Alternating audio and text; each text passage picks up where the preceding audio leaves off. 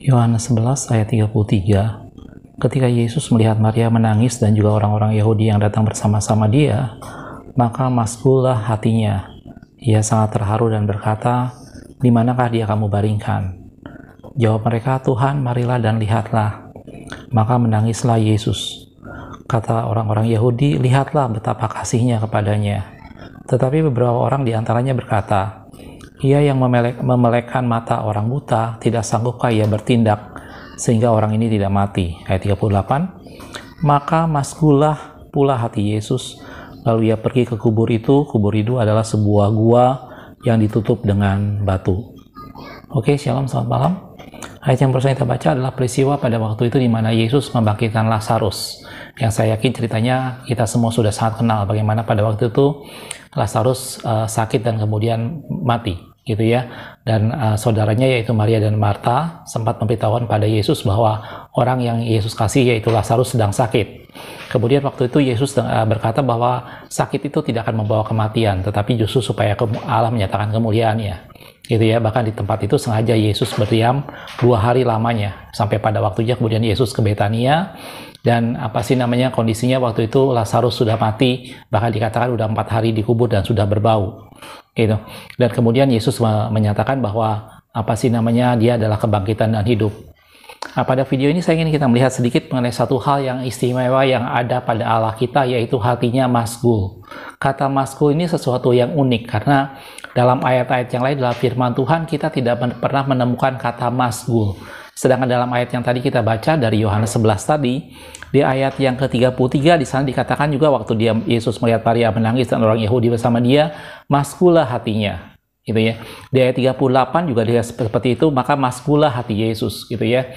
Ada sesuatu yang istimewa dengan kata maskul ini. Dalam bahasa Inggris, kata maskul ini ditulis dengan kata groan, yang artinya mengerang, meratap di dalam hati. Gitu. Dan ini satu ungkapan bagaimana Yesus bersedih. Gitu ya. Cuman kita perlu melihat baik-baik peristiwa ini. Seringkali kita memandang bahwa Yesus bersedih karena Lazarus yang meninggal. Sebenarnya kalau kita perhatikan, bukan itu yang membuat Yesus bersedih.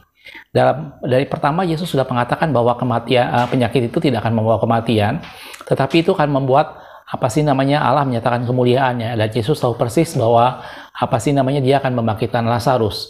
Jadi yang membuat Yesus bersedih bukan karena kematian Lazarus, tetapi yang membuat Yesus bersedih dan hatinya maskul dikatakan karena dia merasakan apa yang dirasakan oleh Maria dan Marta, terutama Maria. Karena itu dalam ayat 33 dikatakan pada waktu Maria menangis maka maskullah hati Yesus.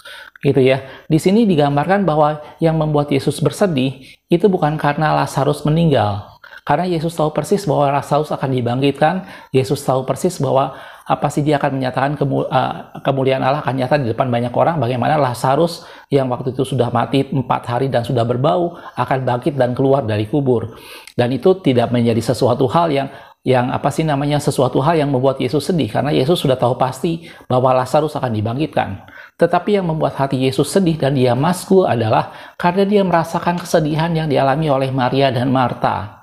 Dia merasakan bagaimana Maria dan Marta, khususnya Maria, merasakan satu kesedihan yang besar karena kehilangan Lazarus. Gitu. Dan Yesus merasakan kesedihan yang dirasa oleh Maria tadi. Karena dia merasakannya, maka dia ikut bersedih. Jelas, saudaraku? Dari sini saya ingin kita melihat sama-sama tentang satu pribadi Allah yang merasakan apa yang kita rasakan. Tentang satu pribadi Allah yang hatinya bisa maskul, hatinya bisa mengerang, hatinya bisa merasakan satu kesedihan yang dalam, bukan karena sesuatu peristiwa, tetapi karena dia merasakan apa yang kita rasakan. Gitu. Dan ini yang terjadi pada peristiwa Lazarus ini. Sekali lagi, Yesus tidak mengerang, Yesus tidak maskul hatinya karena Lazarus, tapi Yesus menjadi maskul hatinya karena dia merasakan apa yang dirasakan oleh Maria dan Marta. Jelas, saudaraku? Pada video ini saya ingin kita sama-sama melihat tentang satu pribadi Allah yang adalah satu pribadi yang ikut merasakan apa yang kita rasakan. Gitu ya. Satu pribadi yang pernah mengosongkan diri dan mengambil rupa seorang manusia, dan dia merasakan semua yang kita alami. Dan kata firman Tuhan dikatakan imam besar yang kita punya itu adalah imam besar yang turut merasakan kelemahan kita. Kita lihat ayatnya, saudaraku. Itu ada di dalam Ibrani 4 ayat 15 dikatakan seperti ini. Sebab imam besar yang kita punya bukanlah imam besar yang tidak dapat turut merasakan kelemahan-kelemahan kita, Dia bukan tidak dapat turut merasakan, tetapi dia ikut merasakannya. Dan tadi saya udah bilang, Yesus masgul hatinya. Yesus mengerang, Yesus meratap dalam hatinya. Bukan karena Lazarus, tetapi karena dia merasakan apa yang dialami oleh Maria dan Marta. Dan imam besar itulah yang kita punya. Imam besar yang dapat merasakan kelemahan-kelemahan kita. Gitu ya. Sebaliknya, sama seperti kita, sama dengan kita, ia telah dicobai, hanya tidak berbuat dosa. Jelas, saudaraku. Dan itu yang membuat kita bersyukur. Kita punya Allah yang hanya tidak sekedar duduk di singgasana dan memerintah dengan segala kekuasaan dan kejayaannya.